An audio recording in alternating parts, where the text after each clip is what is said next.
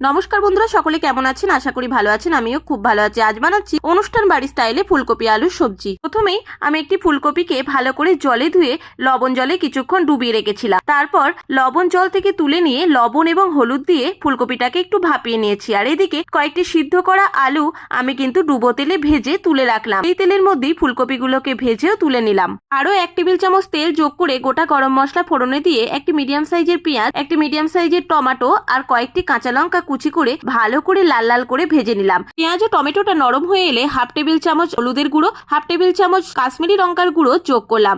আগে থেকে আমি 4-5টি কাজু বাদাম বেটে রেখেছি, সেই পেস্টটাও কিন্তু দিয়ে ভালো করে নাড়াচাড়া করলাম যতক্ষণ না পর্যন্ত তেল ছেড়ে আসছে। মশলা কষানো হয়ে গেলে 1/2 টেবিল চামচ ধনের গুঁড়ো, 1/2 টেবিল চামচ জিরের গুঁড়ো, পরিমাণ মতো লবণ দিয়ে থেকে ভেজে রাখা আলু, ফুলকপি আর মটরশুঁটি দিয়ে ভালো করে ঢেকে ঢেকে নাড়াচাড়া করে রান্না করে নিলাম। অনুষ্ঠান বাড়ির স্টাইলে আলু ফুলকপির সবজি আমার একদম রেডি। আপনারাও একবার ট্রাই করে দেখতে পারেন। টাটা।